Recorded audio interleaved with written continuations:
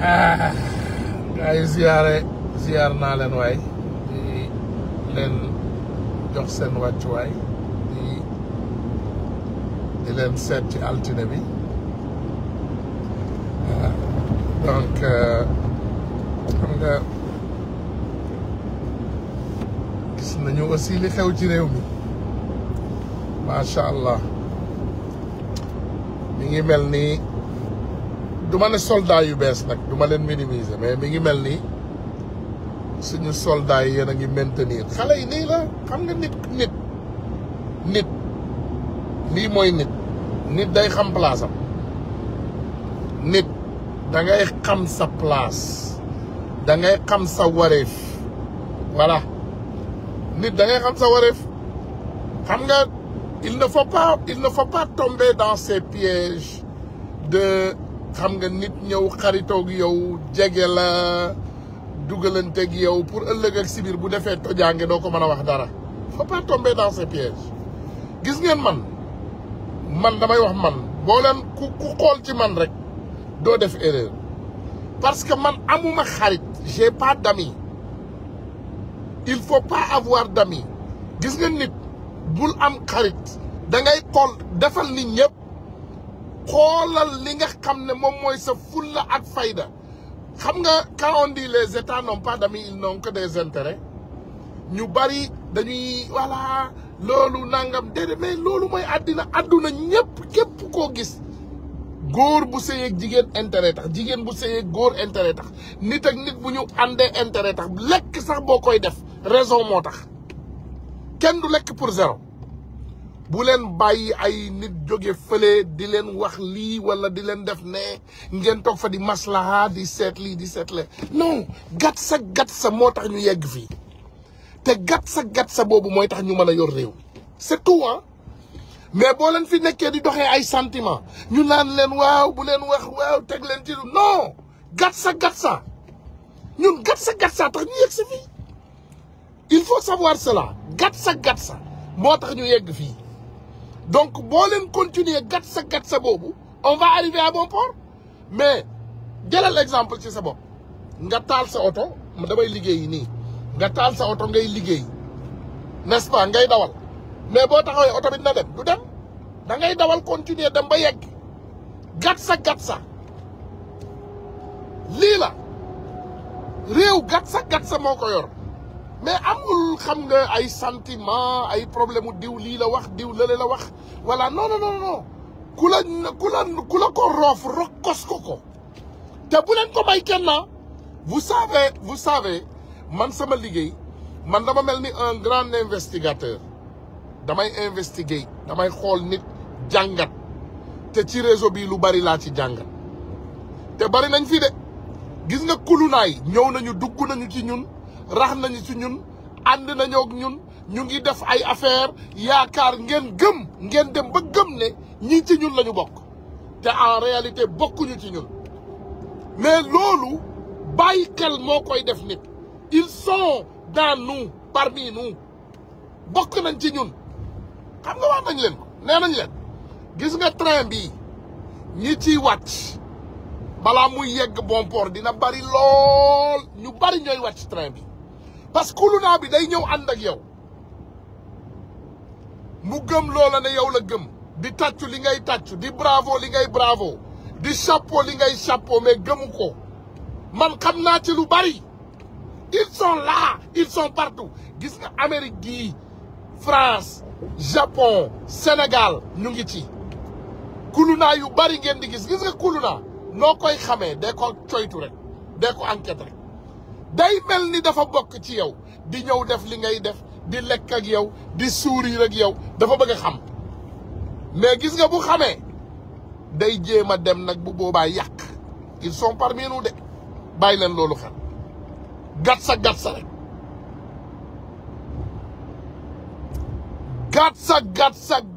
gat sa ku la ko roof rokkos ko mais c'est tout mais dama la jox exemple di nga toog sa kër nit jóge fële ñëw mbéj la nga toog fi nga toog rek ne pat non gat sa la ñu xam man lan moo tax ngeen defe ne kenn yebu ma moi je suis dans le gat sa je négocie pas nit daf may def sax ñu ne ma non bu ko tontu waaw nangam no man I grew up in the streets of New York man nit bu la dóoree kurpeñ dóor ko bal loolu laa la wax nit ku la dóor kurpeñ dóor ko marto jëlal maanaam kuur nga xaañ ko bul déglu nit mu naan la non muñal yow bul tontu yow tegal ci suuf non non non loolu su ma ko defoon heure bii du ma wax ak yéen loolu bu ma ko nekkee woon heure bii du ma fi nekk ak yéen I grew up in the streets of New York South Bronx laaj leen ko nit ñi léegi Amérique bi ngeen gis nii dafa neex lii maanaam is a jewel fi mu toll nii nekk na jamaa ku mu neex nekk fi mais ñun temps biñ fiy nekk boo rombee ci mbedd dàll yu rafet sax boo ko solee dañ la koy simmil dañ lay ne sa dàll yi nice na yow koom bi nga defee ne loolu complément la déedéet dañ la bëgg a ne simmil sa dàll yi nga jox ma ko léegi yow boo comprendre langage boobu ñu génnee paaka wala fetal teg ko sa baat ne la génneel simmil loolu moo am fii donc dans le monde on vit le gatsa gis ngeen ko ak Russie lan ngeen gis ak Russie xoolal tey maanaam réewu adduna bi yëpp ñu ngi ñëw dajaloo pour négocier ak Russie parce que Russie il est dans le gatsa nekkul ci négociation yéen ngeen bëgg a defar réew ñu bëgg a rupture ñu bëgg a di négocier non gatsa gis nga sa maam sa yaay sa tante sax bu bàyyee yoon bi bëgg a daaneel Sénégal dalal ci kawam après nag bu dee barke ngay wut nga dem jéggalu ko sa yaay sax bu dee kulunaa la bu dalee ci kaw régime bii dalal ci kawam xam nga il faut savoir une chose qui aime bien châtie bien ñun dañu bëgg régime bi donc bu ñu gisee régime bi di def naka si noonu parce que en fait on n'a rien à prouver xam nga mi ngi mel ni Ousmane Tounkara mu toog tey mu ne dafay prouver ne dafa bëgg Ousmane Sonko loolu naa fekk la jarul may prouver wane naa ko nit li mu wane du ko prouver looy wane doo ko prouver mais nag ginnaaw bi ñu gagné combat beeg léegi am na ay bëgg-bëgg yu bees xam nga nag il faut ngeen comprendre combat bi dafa am durée bu yàgg dafa am ay nit yu bees am ay nit yu yàgg am ay siboorukat am ay naafeq am ay njabarkat lépp la am ñun ci suñu combat bi on a tout ay borom xam-xam yu bees waa Sonko de moo fi ne moo yor rawaanu Sénégal lu ne di ngeen ko dégg parce que jël nañu réew mi mais balaa ñuy jël réew mi bari wu ñu woon xarit de balaa ñuy jël réew mi on n'avait pas beaucoup d'amis demoon nañu moment yoo xam ne ce combat était sombre donc bàyyi leen loolu xel nit doo dem ba ñi la doon waaj a rey daw ñoom ñëpp dañoo dawoon combat bi réew mi tàngee ñoom ñëpp dañoo dawoon fu ñu nekkoon dañoo dawoon ils avaient fui ñoom ñëpp daw après tey ñu bëgg leen rey ak wax ju bari ñëw ngand lu guerrier lu xam ngeen ne Sénégal am na démocratie ndax léegi da ngay wax lu la neex dara du la ci fekk Sénégal am na démocratie maintenant tu dis tout ce que tu veux rien tu crées rien dara du la ci fekk am leen fulla am fayda man ci fulla ak fayda boobu lay dox ne vous en faites pas man ngeen gis ay nit ay fake ci sama entourage mais xam leen ne xam naa li ngeen xam man xam naa ko ba pare américain dafa ne keep your friends close keep your enemies close man damay xam lépp nga defee ne maa ngi use waa ji maa ngi dox ci maayenu waa ji waaye léegi jekku naa waa ji léegi mën naa def sama sale boulot maa ngi lay xaar around the corner ndeysaan am na meeru Lawbe bu daan ne maa ngi lay xaar around the corner te around the corner soriwul voilà donc maa ngi lay xaar around the corner te around the corner soriwul de around the corner is right there damay xaar ba jekku la ba gis na yow mii de defe nga ne yaa ci nekk ñu dal sa kaw sëñ bi ku dul naa fekk ci Sénégal ku dul naa fekk laa wax d'accord uma ci lu bari de dinaa la wax d'accord uma ci lu bari tu sais que moi man dama dekk nit yu fanatique yooyu nga xam ne gëmuma sa ennemi démb nekk sa xaritu tey man gëwuma lool donc du coup secrétaire général du palais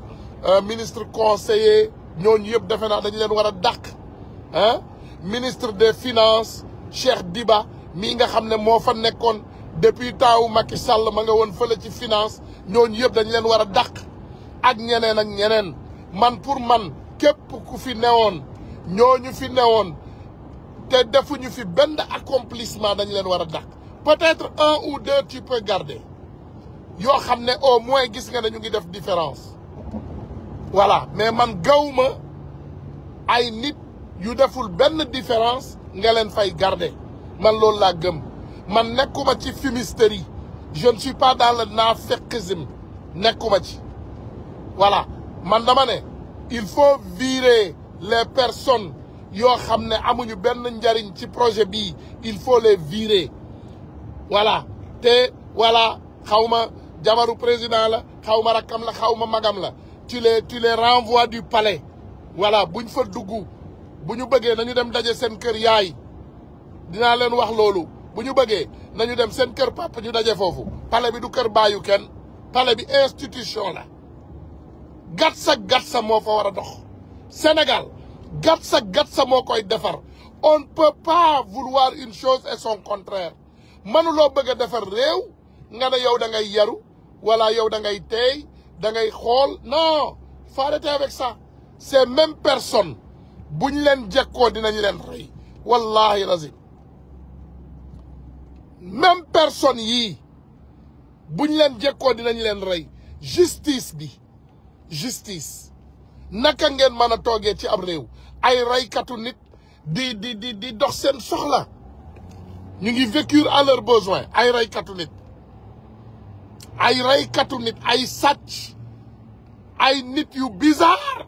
ñu ngi ci seen gouvernement bi toog ngeen ne patt di leen seetaan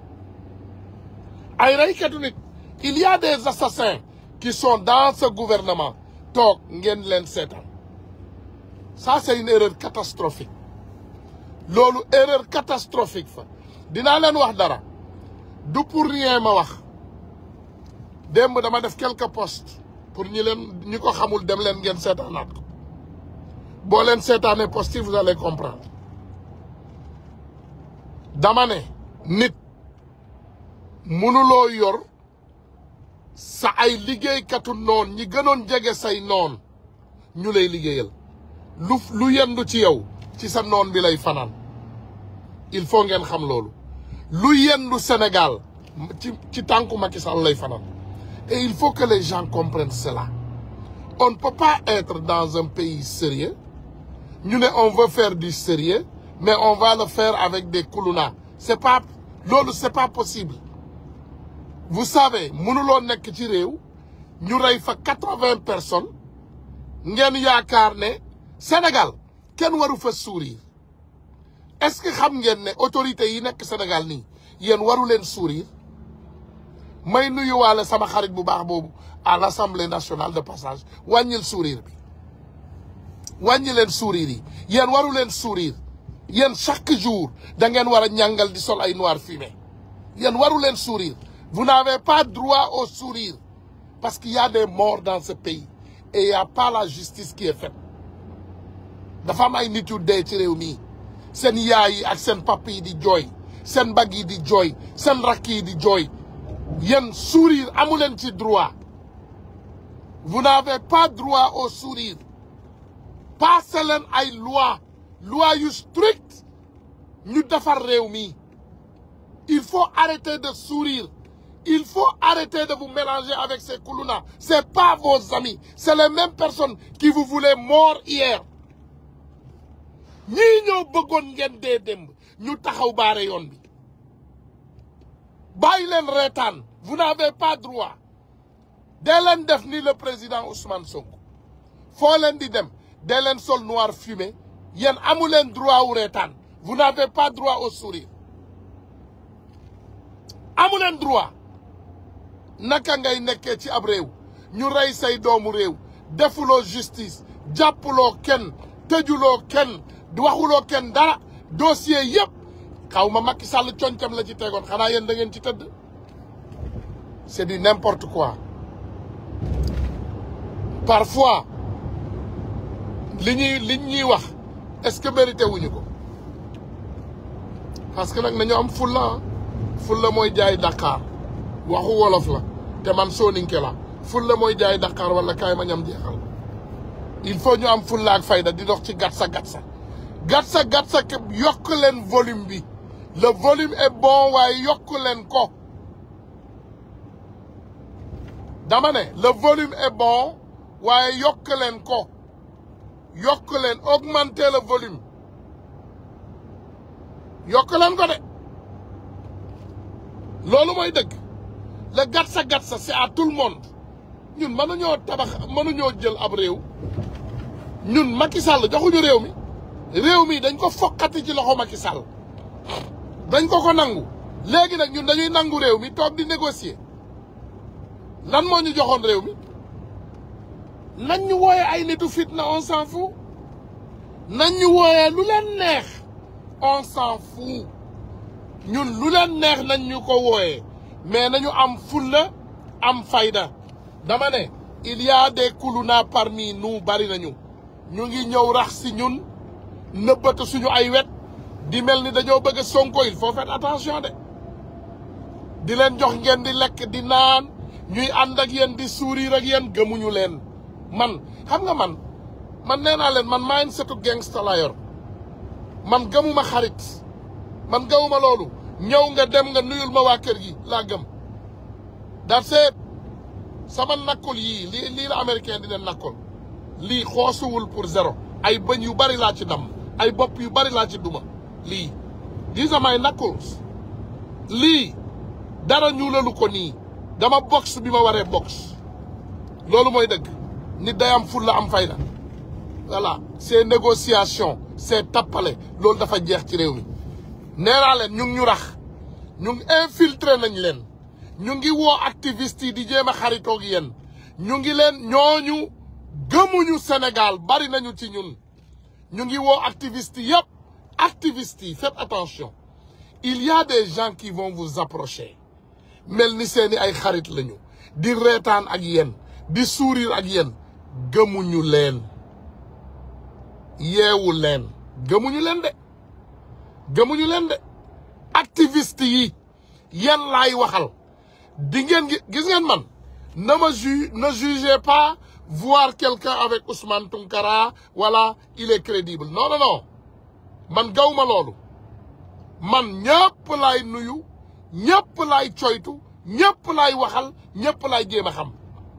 mais manipulation du jàll ak man parce que moi tu peux pas me manipuler dama ne am leen fulla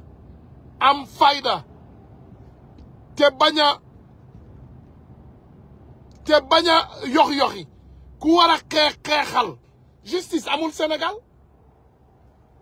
Sénégal li ñu doon xeex dafa sotti yéen gis ngeen ko gisuma ko de gisuma li ñu doon xeex de sori na gis naa ne ñu ngi ci yoon voilà ku ne ñii liggéeyuñu da ngay fen voilà ku ne ñii nii liggéeyuñu waxoo dëgg de voilà ndax li ñu def ci benn at wallahi al azim Macky Sall def ko ci fukki at saa man naa koo témoigner ñun xam nañu lu bari mais justice dafa nax saay dàq leen Ousmane Diagne ñun suñu diplomatie à travers le monde dafa nax saay parce que suñu maman Yacine mag la bonu la elle n'est pas mauvaise elle est très éduquée elle est très avancée mais moment bi laaju ko am na yeneen ministre Cheikh Diba économie suñu ministre de l'économie moom ministre de l'économie bu Macky Sall ñoo bokk ndey ak baay moi je comprends pas parfois au Sénégal tu te demandes c'est l'expérience qui manque ou bien c'est le savoir qui manque parce que savoir ak expérience ñaari affaires yu différentes le savoir tu peux l'avoir et tu n'as pas l'expérience tu peux avoir l'expérience et le savoir et tu peux aussi avoir l'expérience mais pas le savoir parce que mën nga am expérience ci dara mais xamuloo ko à 100% mën nga xam dara nag te nga am ci expérience mais mën nga xam dara te amuloo expérience toujours dañ lay ne gis nga man dama topp sport lu yàgg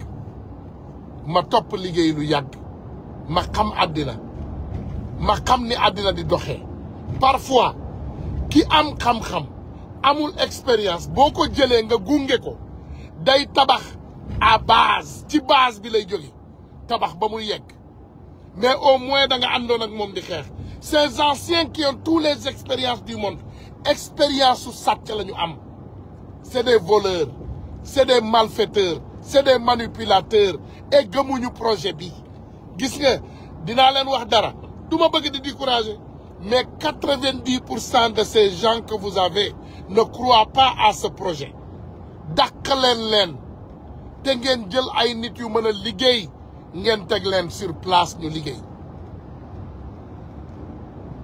voilà non Abdourahmane Sarr ministre de l'économie la Cheikh Diba mooy ministre des finances moo nekkoon secrétaire général du budget xaw ma lan ministre des finances man sëñ bi ñun sénégalais la ñu mel on est des sénégalais taawu Macky Sall Cheikh Diba était toujours au ministère des finances te li ma xam bari na mais du ma bëgg a affaiblir pouvoir bi du ma bëgg a wax yenn yi mais li ma xam bari na yéen a gën a xam ne Cheikh Diba foofu du place am li ma xam bari na lool du lépp ngay wax du li nga xam yëpp ngay wax ma ne la li américain di wax am na ay nit yoo xam ne boo leen xoolee ci kanam rek nga xam ne dañoo sneaky da ngay xool kanam gi rek nga xam ne kii is a very sneaky person. dàq leen ñii neen fire these people and put your own people in place ñu defal la liggéey bu normal. voilà dama koy wax dee naa leen suñu mama Yacine jël leen ko ngeen def ko conseiller fenn peut-être sax muy conseiller diplomatique wala dara yéen a xam ak ñeneen ñi fa ne bari nañu nit yow naka nga bëggee daw à 100 à l'heure yaa ngi dem course ak adduna bi nga ne yow adduna bi yëpp indi fasu naaru góor yow nga indi xar nga ne na daw course ak fas yi mais soyons sérieux on ne peut pas aller en guerre avec des lance-pierres nit ñi yor ay bombes atomiques yow nga yor ay lance-pierres fooy gagner guerre. on est en guerre. Sénégal dafa nekk ci njàqare. Sénégal dafa nekk ci njàqare nañu continuer xeex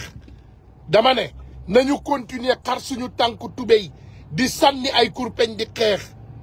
c'est pas le moment de négociation ni de sentiment ni de dormir non c'est pas le moment no it's not the time. mënuñoo nekk ci réew mu sérieux ñu ne ñun dañoo bëgg a développer réew mi réew mu sérieux la ñu nekk dañoo bëgg a développer suñu réew ñu toog di def suñu yëfu dof yooyu c'est pas possible on ne peut pas le faire c'est pas possible. soyons sérieux nañuy dox ci sérieuxité réew mi fi mu toll sérieux la laaj te wallahi monsieur le président monsieur le premier ministre xam naa ne fi mu ne mi ngi Osaka ndax dafa dem pour benn forum économique et je sais que il va nous rapporter des résultats comme toujours ah comme toujours amuñu doute ci yéen mais dama ne vraiment def leen lépp loo leen man ngeen taxaw ci changement bu réel bu radical parce que ñi leen wër 90% gëmuñu leen te boo leen toogee foofu ngeen toog di ñu tànkamlu ah après vous allez comprendre et parfois coup mortel bi bu la dóoree doo ko rëcc de you're not gonna survive it. You have to understand that. xoolal kulunaa yi li leen fi dimbali yéen li leen suturaal ba léegi am ngeen patriotes yi et am ngeen ñu am ngeen patriotes yi te am ngeen ñu maa ngi déglu moi j'écoute damay jël sama temps di déglu j'écoute faites attention les ennemis sont toujours là te ennemis yi ressaisiruñu de te delluwuñu ginnaaw loolu boo leen ko xamul rek vous vous trompez wallahi gis nga boo toogee sàggan ba ñu dóor la coup mortel doo ko dund yu naa gën a survive moo tax ñu tuddee ko coup mortel mënu leen toog ci ab réew jàpp seeni ay noon di leen dooleel di leen continuer dooleel wóorul Cette justice ne va jamais juger ni Macky Sall ni ses autorités ndax justice bii dafa dëng justice bii jubut Ousmane Diagne yéen a gën a xam ne ce qui m'a fait mal et je vais le citer ndax man loolu laa gis loolu laa gëm Ousmane Diagne est seulement pris et mis aujourd'hui comme ministre de justice parce que ma nga woon cour suprême di barrer contre ñi bëggoon daan Ousmane Sonko donc récompense tey ma ne notre ministre de l'intérieur Jean-Baptiste Tine il est là parce que Macky Sall daf ko fi jëlee indi général Moussa Fall parce que moom dafa bañoon jël gendarmerie utiliser leen dóor leen ci kaw peuple bi suñu ministre des forces armées il est là waaw parce que Macky Sall daf ko ne woon génneel armée bi dal ci kaw population bi mu bañ loolu du excuse pour embaucher ay nit loolu du excuse pour jël ay nit dama ne dañu nekk ci réew mu sérieux bàyyi leen sentiment te comprendre ne à un moment donné il faut faire face à la réalité réalité bi ñëw na gis nga coup fatal boo leen sàggane ba ñu dugal ñu ko ce sera trop tard fi mu ne nii naa na ñun ñëpp dóor nañ ci kaw Diomaye ba il est faible Diomaye en ce moment il est très faible très fragile et léegi fi mu ne ñu ngi koy transférer dóor yooyu ci Sonko bàyyi leen ci xel dóoru Diomaye yi ñu ngi koy transférer ci Sonko dañu bëgg affaiblir Sonko comme ni ñu affaibliré Diomaye te loolu bu amee ñoom li nga xam ne moom la ñu bëggoon ce qu'ils voulaient ils l'auront accompli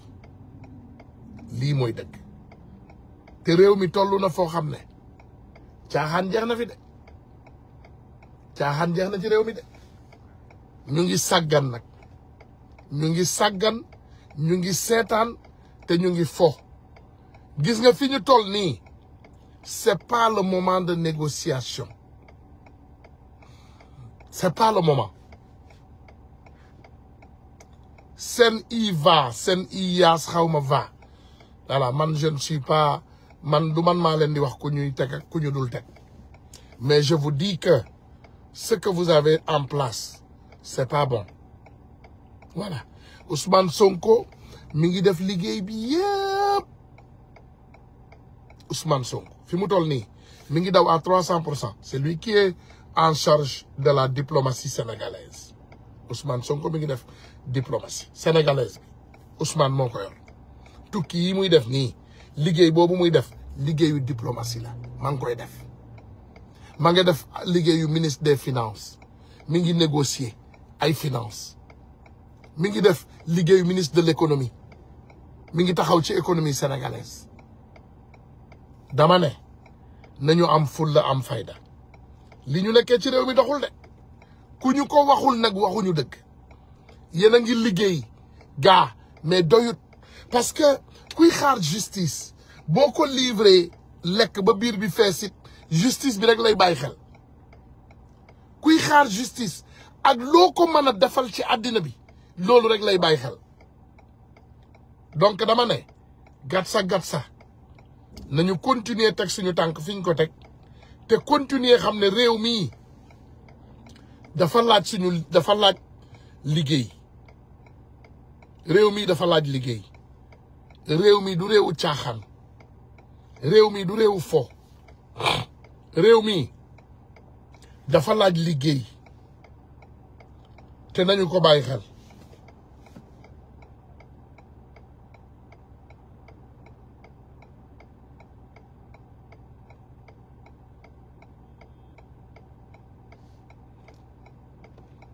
nañu bàyyi xel de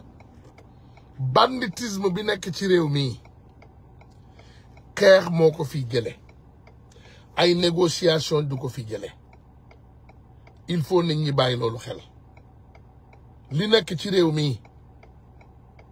xeex moo ko fi jële xeex képp il est temps ñu xar suñu tànku tubéy ñu taxaw barrer la route te xam ne nekkuñ ci ay caaxaan parce que réew mii ñu bokk réew mi ñu nekk ay caaxaan defaru ko caaxaan joxuñu réew mi donc caaxaan mënta defar réew mi tey président de la république mi ngi fële ci Osaka. Voilà, le Sénégal participe à l'exposition universelle à Osaka 2025 avec plusieurs objectifs. Promouvoir l'innovation et la durabilité. Le pays souhaite mettre en avant ses solutions innovantes dans le secteur tel que l'accès à l'eau potable et l'agriculture biologique. Déglu leen li ma leen wax réew Sénégal dafa jël ay matuwaayam pour indil ñu ndox mu set ak agriculture biologique ndax damay dégg lu bare ñi OGM d'accord mais nous on est des patriotes bio la soxla biologique comprendre nga loolu lañ soxla attirer les investisseurs étrangers comme les investissements étrangers. Le Sénégal vise à multiplier les rencontres d'affaires pour attirer les investissements et renforcer son économie. Loolu moo ñuy yóbbu fële ci Osaka demuñu fa pour yaataa yombe demuñu fa pour waxtaan demuñu fa pour noos. Montrer les opportunités d'investissement. Le pays souhaite présenter ses potentialités économiques et sa bonne gouvernance pour encourager les investissements, valoriser la culture et l'identité sénégalaise.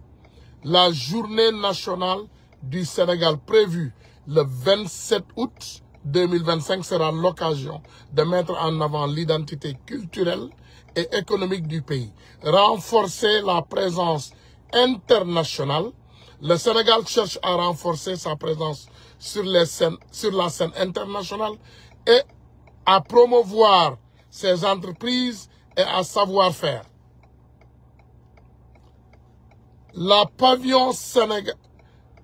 pavillon sénégalais d'une superficie de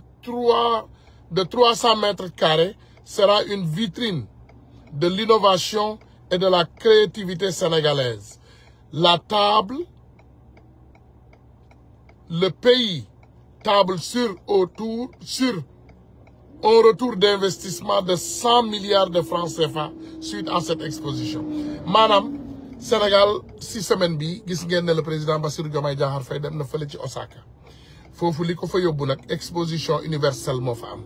fële ci Osaka dina fa def quelques jours et defe naa sax loolu baax na ci yenn saay parce que moom bu demee waa ji mooy gérer réew mi te waa ji nag bu fekkee moom mooy gérer réew mi nag réew mi day régler de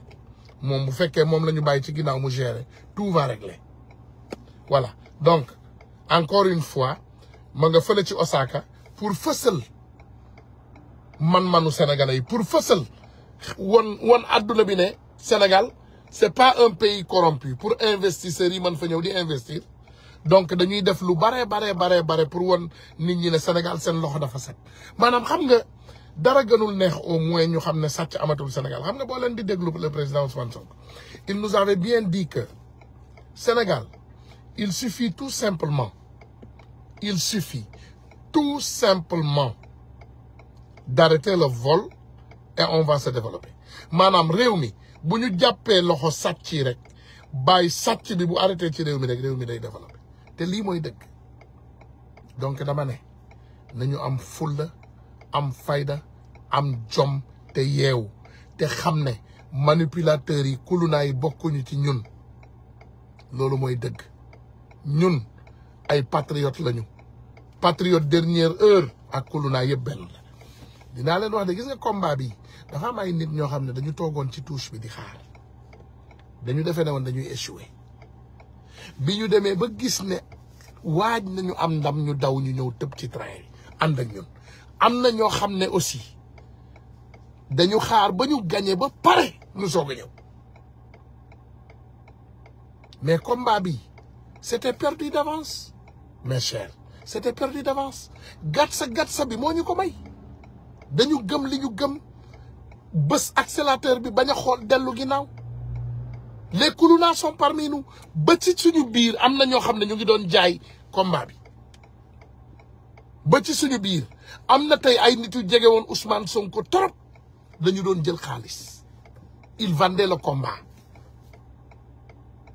yàllaa ñu dimbali ñu gàtt sa ba yegg fii am na ay nit yoo xam ne boo leen xamee am na ay nit yoo xam ne ñoom ak Sonko nii la billahi buñ la tuddaloon seen tur nga sol sa dàll génn réew Sénégal du réew mais on a résisté yàlla dimbali ñu am ndam am na nit ñoo xam ne ñoo Sonko ñooy añ ci benn ndab dañu doon jël xaalis ci suuf billahi wallahi ak sama tray bàmmel dañu doon jël xaalis ñu leen di jox xaalis gauche droite ñuy mumbaay parce que gëmoon nañu ne combat bi yàqu na dañu doon prétendre rek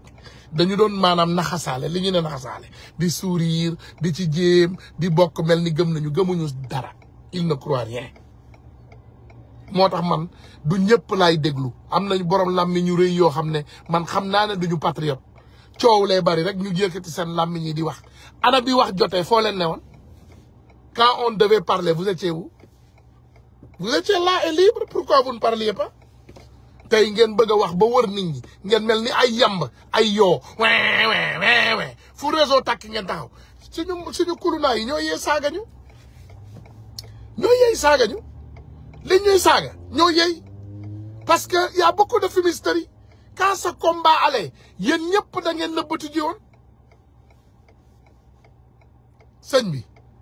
yàlla nañu yàlla dimbali God bless Sénégal nañu continuer xeex te continuer gatsa bi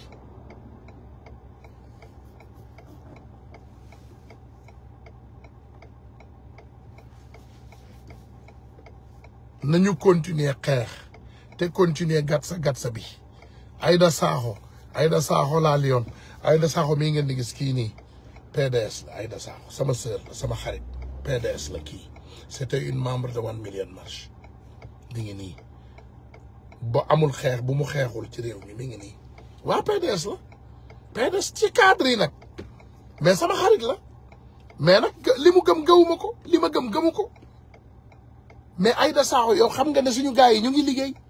dafa am ñu leen rax bëgg a yàq te loolu du am cela ne se passera pas ñun ci gatsa la ñuy dox gatsa mooy defar réew gatsa moo mën a yor réew gis nga réew soo ko bëggee defar da ngay radical réew kenn mënu koo defar ci ay maslaha et je salue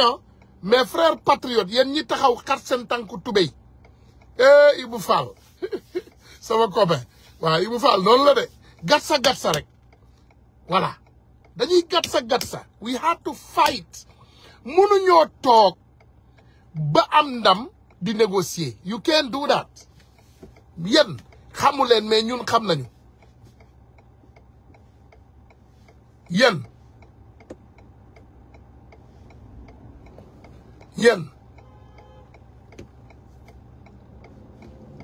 yéen xam ngeen de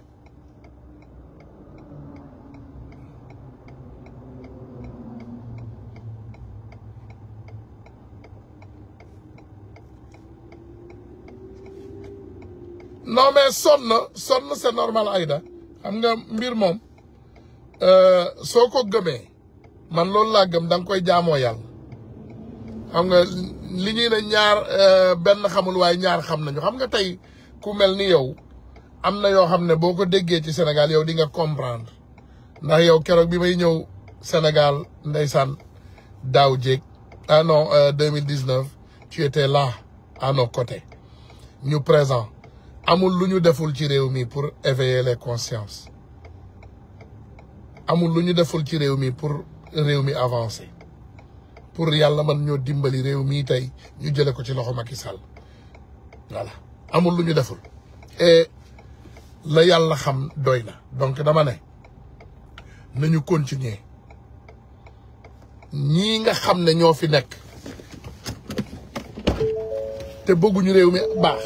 xam nañu leen nañu continuer gars yi maa ngi leen di sant di leen gërëm yegg naa ci liggéey bi 10 heures laa war a tàmbali donc il est 10h05 asalaamaaleykum wa rahmatullah merci beaucoup.